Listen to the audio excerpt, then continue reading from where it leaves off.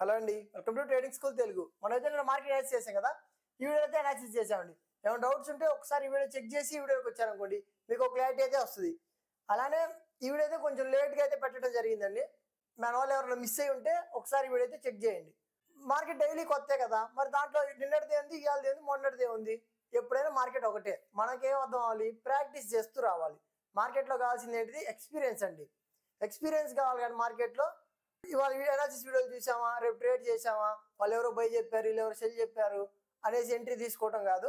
ఖచ్చితంగా ట్రేడింగ్ అనేది ఒక సిస్టమ్ కదా, ఆ సిస్టమ్ని మనం దాటితేనే మనం దాంట్లో ముందుకు రాగలం. కానీ ఏదో వీడియో చూసేసి ట్రేడ్ చేస్తే మాత్రం మీకు మార్కెట్ అనేది వర్క్ అవ్వదు. మ్యాక్సిమం అయితే వర్క్ అవ్వడానికి పాసిబిలిటీ చాలా తక్కువ ఉంటుంది. ఓకే, వాళ్ళు ప్రాఫిట్ రావచ్చు, రేపు లాస్ రావచ్చు. కాకపోతే మీరు ఓవరాల్గా ఏమైందంటే లాస్లోనే ఉంటారు అనమాట. దానివల్ల యూజ్ ఉండదు కదా. దాని బదులు ఇంకా బెటర్ ఏందో తెలుసా, నేర్చుకోండి. నేర్చుకుంటూ వచ్చారంటే ఇంకా బెటర్. ఇంకొన్ని రోజులకైనా మనం ప్రాఫిటబుల్ అవ్వగలుగుతాం. కానీ జస్ట్ ఏదో వీడియోస్ చూసేసి ట్రేడ్ చేయాలని ట్రై చేశారనుకోండి, దానివల్ల యూజ్ ఉండదండి. మెయిన్గా యూట్యూబ్ని మనం దేనికి తీసుకోవాలంటే ఎడ్యుకేషన్ కోసమే తీసుకోవాలి. అప్పుడు మాత్రమే దానివల్ల యూజ్ ఉంటుంది. కానీ ఏదో ఈ వీడియో పెట్టాం కదా, మార్కెట్ ఫాల్ అవుతుంది అన్నారు కదా, ఈ వీడియో పెరిగిద్ది అని చెప్పారు కదా, పెరిగిందే మార్కెట్, అలా కాదు. ఎంట్రీ ఎక్కడ తీసుకోవాలి, రాంగ్ అయితే స్టాప్ లాస్ ఎంత ఇవ్వాలి, అవన్నీ కూడా ఎలా తెలుస్తాయి, మీ అంతటి మీరే తెలుసుకోవాలండి. అంటే ఎక్స్పీరియన్స్ చేస్తూనే తెలుసుకోవాలి. అంతేగాని యూట్యూబ్లో చూస్తే రాదు. అది మన మైండ్లోంచి రావాలంటే మన మనసులోంచి రావాలి. అది కొనాలా వద్దా, అది రిస్క్ ఎంత ఇవ్వాలి, రిస్క్ ఎంత, స్టాప్ లాస్ ఎంత ఇవ్వాలి, అవన్నీ కూడా ఓన్ ఎక్స్పీరియన్స్ ద్వారానే వస్తాయి. కానీ వీడియోస్ చూస్తే రావు. అందుకే వీడియోని ఎడ్యుకేషన్ పర్పస్ లాగే తీసుకొని వీడియోని మీరు ప్రాక్టీస్ చేస్తూ రావాల్సి ఉంటుంది. ఓకేనా? ఎవరైనా మిస్ అయ్యి ఉంటే వీడియో అయితే చెక్ చేయండి. ఓకే, మనం అనాలిసిస్ సైడ్ అయితే మూవ్ అవుదామండి. ఓకే, మనం నేనేం చెప్పుకున్నాం, ఈ రేంజ్లా తీసుకోండి. ఇక్కడ కొంచెం దగ్గర ఉన్నాయి కాబట్టి మార్కెట్ ఈ జోన్ అప్ సైడ్ బ్రేక్ అయిందనుకోండి, హైలోకి వస్తున్నా సరే మనం సెల్ సైడ్ ప్లాన్ చేద్దాం అని చెప్పుకున్నాం. ఈ జోన్లో మనం సెల్ సైడ్ ప్లాన్ చేద్దాం, ఈ లో బ్రేకే ఫాల్ అవుతున్నా మనం సెల్ సైడ్ ప్లాన్ చేసుకుందాం అనుకున్నాం. కానీ మార్కెట్లో ఏం జరిగింది, సింపుల్గా మార్కెట్ లైట్ గ్యాప్ డౌన్ అయితే అప్ సైడ్ వచ్చేసింది. అంటే మన జోన్లోకి అయితే ఎంటర్ అయింది. అది కూడా స్ట్రాంగ్ క్యాండిల్తో ఎంటర్ అయిందండి. ఇక్కడ మనకు అర్థమైంది అంటే హైలోకి వచ్చాక సెల్ చేద్దాం ప్లాన్ చేసుకున్నాం. ప్రైస్ అప్ సైడ్ వస్తుంది కదా, అప్ సైడ్ వచ్చింది. ఇక్కడ గమనించండి ఏం జరిగింది. కరెక్ట్గా మార్కెట్ అప్ సైడ్ వస్తూ మన జోన్లో రిజెక్షన్ వచ్చిందండి. ఇక్కడ ఏం జరిగింది, ఒక చిన్న రెడ్ క్యాండిల్స్, రిజెక్షన్ క్యాండిల్స్ వచ్చాయి. ఇక్కడ మనం ఎంట్రీ తీసుకుంటామా, ఇంత బుల్లిష్ మూవ్ ఉన్నట్టు అనిపిస్తుంది కదా మనకి క్లియర్గా. మనం ఏం చేద్దాం, సెకండ్ కన్ఫర్మేషన్ కోసం కావాలి కాబట్టి మార్కెట్ నెక్స్ట్ అప్ సైడ్ వెళ్ళి లో బ్రేక్ అయింది. ఇక్కడ ఈ లో బ్రేక్ అయింది కదా, ఇక్కడ అయితే మనం ఎంట్రీ తీసుకోవడం జరిగిందండి. దీనిపైన స్టాప్ లాస్ పెట్టాం. మన ఆప్షన్ సెల్లర్స్ అయ్యేసరికి మనకైతే ప్రాఫిటే వచ్చింది. ఎలా వచ్చింది, ఇక్కడ రాలేదండి, ఈ జోన్లో రాలేదు. మార్కెట్ అప్ సైడ్ వెళ్ళి వచ్చి ఈసారి ఇక్కడ వచ్చింది సరే, ఇక్కడ వచ్చింది ప్రాఫిట్. అదే ఆప్షన్ బయర్స్కి అయితే మ్యాక్సిమం డికే వల్ల స్టాప్ లాస్ హిట్ అయి ఉంటుంది. సెల్లర్స్కి మాత్రం ప్రాఫిట్ వచ్చి ఉండొచ్చు అండి. ఎందుకంటే డికేని మొత్తం ఒక రేంజ్లో ఉంది కదా, ఇంతవరకు మూడింటి లోపు ఉన్న వాళ్ళందరికైతే ఆప్షన్ సెల్లర్స్కి ప్రాఫిట్ వచ్చి ఉండొచ్చు అండి. ఓకే, ఇంకా మనకి ఎంట్రీలు అయితే ఎక్కడ రాలేదండి. మనమైతే సెల్ సైడ్ ఉన్నాం, బై సైడ్ ఉన్నా కానీ ఎంట్రీలు అయితే రాలేదు. అసలు బై ఎంట్రీ ఎక్కడ వచ్చింది చెప్పండి, మనం చూసేలోపే మార్కెట్ అప్ సైడ్ వచ్చేసింది. అంటే ఇక్కడ ఎక్కడ కన్ఫర్మేషన్ లేకుండా ఎంట్రీ తీసుకుంటాం మనం, తీసుకోం కాబట్టి ఇక్కడ మనకి ఎవరికి ఎంట్రీ రాదు. అందుకే మార్కెట్ అంత ఫాస్ట్గా అప్ సైడ్ వచ్చింది. గుర్తుంచుకోండి, ఎవరు ఎంట్రీ తీసుకోలేదు కాబట్టి, అంటే సెల్ సైడ్ కానీ బై సైడ్ ఎవరు ఎంట్రీ లేవు కాబట్టి మార్కెట్ ఫాస్ట్గా అప్ సైడ్ వచ్చింది, చిన్న బయ్యింగ్కే. అందుకే పెద్ద క్యాండిల్స్ పడ్డాయి చూడండి. అంటే ఎవరు ఎంట్రీ లేవు అక్కడ మ్యాక్సిమం. నెక్స్ట్ చూడండి, మార్కెట్ అప్ సైడ్ ఇక్కడ వచ్చింది అనమాట. ఇక్కడ చిన్న క్యాండిల్స్ అయిపోయాయి చూడండి. అంటే నార్మల్ క్యాండిల్స్ వచ్చాయి. ఇలా ఇక్కడ నిన్న ఎలా అయితే వచ్చాయి అలా వచ్చాయి. ఇక్కడ అలా రాలేదు చూడండి. అంటే ఈ జోన్లో ఎవరు కూడా లేరు, చిన్న బయ్యింగ్కే ప్రైస్ అప్ సైడ్ పోయింది. ఓకేనా? నెక్స్ట్ ఎంట్రీలు ఎక్కడైనా వచ్చాయా, మ్యాక్స్ అయితే ఎంట్రీలు అయితే ఏం రాలేదండి మనకి. ఇక్కడ గమనించండి, ఎక్కడ లోలు బ్రేక్ అవ్వలేదు, ఎక్కడ కూడా హైలు క్రాస్ అవ్వలేదు. అర్థమైందా? ఇప్పుడు మనకి ఎటో ఒకటి క్రాస్, ఇప్పుడు ఇక్కడ మనం ఎందుకు ఎంట్రీ తీసుకున్నాం, లో క్రాస్ అయిందనే కదా. మరి ఇక్కడ ఎక్కడ క్రాస్ అయిందా, అలా కన్ఫర్మేషన్ ఇచ్చి ఇక్కడ క్రాస్ కాలేదు, హై వచ్చింది, లో వచ్చింది, హై వచ్చి లో వచ్చింది, ఎక్కడ కూడా మనకు క్రాస్ అవ్వలేదు. హై లో అనేది ఇక్కడ క్రాస్ అవ్వలేదు. ఇదిగోండి, ఇది హై అనుకుంటే ఇది లో అనుకుంటే క్రాస్ అయింది. ఎక్కడన్నా ఎంట్రీ రావడానికి పాసిబిలిటీ ఉందా, లేదు. మొత్తం కూడా ఒక జోన్లో ఉండిపోయింది. ఓకేనా? ఆప్షన్ సెల్లర్కి బెనిఫిట్ ఇదే అండి. ఒక జోన్లో ఉన్నా తను ఎంతో కొంచెం చిన్న స్టాప్ లాస్ పెట్టుకోవడం, స్టాప్ లాస్ ట్రైల్ చేసుకోవటం, లేదా చిన్న ప్రాఫిట్తో బయటికి రాగలుగుతారు. అదే ఆప్షన్ బయర్ అయితే రాలేడు అనమాట. ఖచ్చితంగా స్టాప్ లాస్ ఇవ్వాల్సి ఉంటుంది వాళ్ళు. ఇవాళ ఒక మంచి లెర్నింగ్ ఉందండి. మార్కెట్ అయితే ట్రెండ్ రివర్స్ అయింది అని ఇండికేషన్ అయితే మనకు వచ్చింది. ఎలా, వాల్యూమ్స్ ద్వారా అర్థమైందండి. మార్కెట్ ఇక్కడి నుంచి మార్కెట్ అప్ సైడ్ వెళ్ళొచ్చు అనేది వాల్యూమ్స్ మనకి ఇండికేట్ చేసే, ప్రైస్ కూడా ఇండికేట్ చేసింది. కానీ కన్ఫర్మేషన్ ఇవ్వలేదు. వాల్యూమ్ అయితే కన్ఫర్మేషన్ ఇచ్చింది కాబట్టి మనం ఏం చేద్దామంటే చూపిస్తాను మీకు, చెప్తా దాన్ని ఇంకా డీటెయిల్గా చెప్తా. ఇక్కడ గమనించండి, కరెక్ట్గా ఇక్కడ ఈ జోన్లో వాల్యూమ్స్ వచ్చాయి కదా, ఈ జోన్ వరకు ఇక్కడ అనమాట. ఈ జోన్లో మనకు ఫుల్ బయింగ్ జరిగిందండి. ఇది బయింగే అని మనం ఎలా చెప్తున్నాం, డైలీ చార్ట్ చేస్తా కదా, అప్పుడు మీకు క్లియర్గా ఎక్స్ప్లెయిన్ చేస్తా. ఓకే, నేను ఒక పాయింట్, మంచి పాయింట్ అయితే ఒకటి చెప్తా అండి. మన వాళ్ళు ఎవరన్నా 1 years 2 years బ్యాక్ మార్కెట్లో ఉన్న వాళ్ళు ఉంటే మీకు ఐడియా ఉండి ఉంటుంది. అంతకుముందు ఒక 3 PM మూవ్ అనేది కొంచెం ఫేమస్ అండి. తెలుసుంటే మీకు కామెంట్ చేయండి.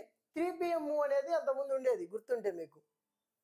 అంటే 3 అవ్వగానే మార్కెట్ ఎటు ఒక డైరెక్షన్ చేసేది. అంటే అంతవరకు ఒకలా ఉండేసి 3కి మార్కెట్ అప్ సైడ్ వెళ్ళటమా లేదా డౌన్ సైడ్ రావటమా, కొంచెం వాలిటాలిటీ అనేది మనకు కనిపిస్తుండేది. అంటే ఫాలో అవుతూ అప్ సైడ్ వచ్చి ఫాలో అవటమా, ఎలా అలా కొంచెం ఫాస్ట్ మూవ్మెంట్ అనేది ఉంటూ ఉండేది. కానీ ఇప్పుడు ఏం జరుగుతుంది, ప్రెజెంట్ ఏం జరుగుతుంది సిచ్యువేషన్, 3 PMలో చెక్ చేసుకోవచ్చు అండి. మీకు నచ్చిన దగ్గర చెక్ చేసుకోవచ్చు. వెళ్ళండి పాత చాట్లోకి వెళ్ళండి. 3 PM నుంచి మార్కెట్ని గమనిస్తే మీరు ఒక రేంజ్లోనే ఉంటుందండి, ఒక రేంజ్లోనే ఉంటాయి ట్రై చేస్తుంది. ఇదిగోండి, ఇది 3 PM కదా, ఇదిగోండి ఒక రేంజ్లో ఉందా, పాత కూడా చేస్తుంది. ఇదిగోండి ఇక్కడ గమనించండి, ఇక్కడ కూడా ఒక రేంజ్లో ఉందా, ఇదిగోండి ఇక్కడ కూడా గమనించండి. అర్థమైందా? మార్కెట్లో ఏదైతే ఒక 3 PM మూవ్ 3 PM మూవ్ అందరికీ తెలిసిపోయిందో, అంటే మార్కెట్ మొత్తానికి తెలిసిపోయింది 3కి ఎటో ఒకటి డైరెక్షన్ వస్తుంది అని అనుకునే సిచ్యువేషన్ నుంచి 3కి అసలు ఏ మూవ్మెంట్ రాదు అన్న సిచ్యువేషన్లోకి మార్కెట్ వచ్చేసిందండి. అర్థమైందా? ఇప్పుడు 3 PM అనేది ఒక స్ట్రాటజీ అనుకుంటే ఆ స్ట్రాటజీ ఇప్పుడు వర్క్ అవ్వట్లేదు. ఓకేనా? అంటే 3 PMకి ఎటో ఒకటి డైరెక్షన్ మూవ్ అయ్యిద్ది అనేసి, పైకో కిందకో డైరెక్షన్ వెళ్ళిపోయింది కదా అనేసి మీరు ఒక కాలు ఒక పుట్టు పై చేశారనుకోండి, ఖచ్చితంగా ఏదో ఒకటి ప్రాఫిట్ వస్తుంది. అంటే దీంట్లో 50 మార్కెట్ ఫాల్ అయింది అనుకోండి, ఎగ్జాంపుల్గా కాల్లో మీకు 50 రూపీస్ లాస్ వచ్చింది అనుకోండి, పుట్లో మీకు ఏమైందంటే 80 రూపీస్ ప్రాఫిట్ అనేది వస్తుంది. అప్పుడు మీకు నెట్ ఏమైంది, 30 రూపీస్ ప్రాఫిట్ వస్తుందండి. ఓకేనా?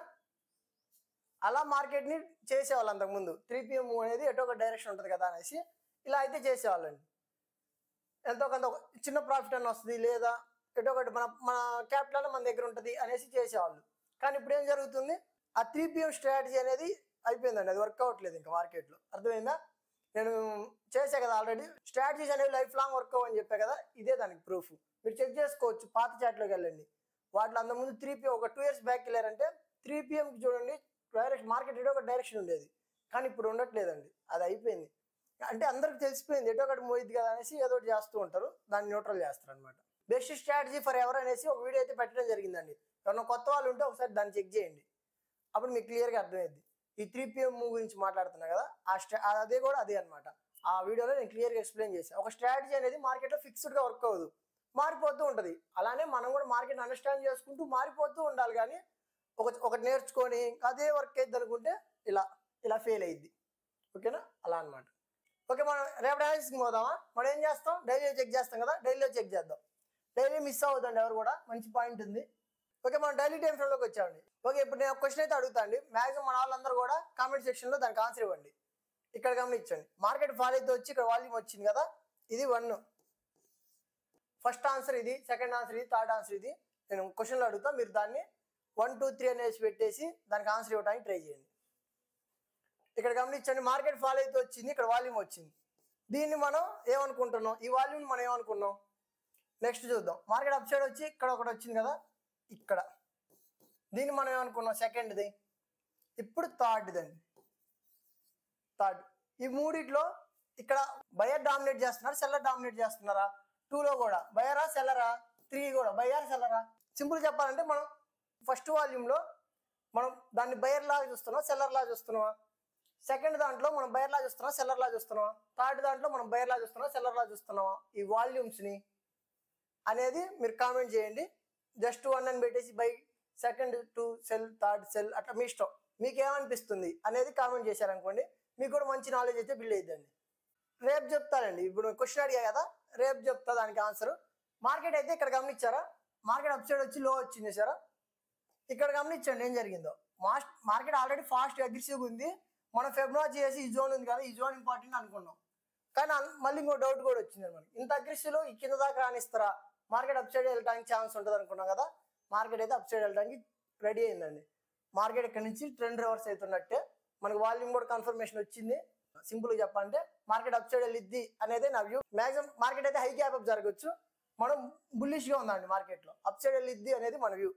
ఏ జోన్లో బ్రేక్ అయితే మన సెల్ సైడ్ ఉండాలి అనేది చెప్తా. మనం 5 minutesలోకి వెళ్ళి చెక్ చేద్దాం. ఈ వాల్యూమ్స్ని మీరు కామెంట్ చేయండి, నేను రేపు దాన్ని క్లియర్గా ఎక్స్ప్లెయిన్ చేస్తాను. ఓకే, ఇప్పుడు హవర్లీ చార్ట్లోకి వచ్చామండి. హవర్లీ చార్ట్లో గమనించండి, మార్కెట్ అప్ సైడ్ వస్తుందా, చిన్న ఫైట్ జరిగి మార్కెట్ ఫాల్ అయిందండి. ఇక్కడ గమనించారా, మంచి గ్రీన్ క్యాండిల్ వచ్చి ఇక్కడ ఫైట్ జరిగింది వాళ్ళు మొత్తం కూడా, అంటే ఒక రేంజ్లో ఉంది. ఇది ఏ ఫైట్ అనుకోవాలి మనం? మార్కెట్ ఫాల్ అయిద్దనే ఫైటా లేదా అప్ సైడ్ వెళ్ళిద్దనే ఫైటా? దీన్ని మనం ఎలా చూస్తున్నాం అంటే ఫైట్ను కూడా మనం డిఫరెన్షియేట్ చేస్తున్నాం. కొంచెం అడ్వాన్స్ లెవెల్ ఇది. కామన్గా బ్రేక్ అయితే మార్కెట్ అప్ సైడ్ వెళ్ళిద్ది, బ్రేక్ డౌన్ అయితే మార్కెట్ ఫాల్ అయిద్ది అనేది జనరల్గా మన ప్రైస్ యాక్షన్ సైకాలజీ అదంతా కూడా ప్రైస్ యాక్షన్లో చెప్పుకునేదే.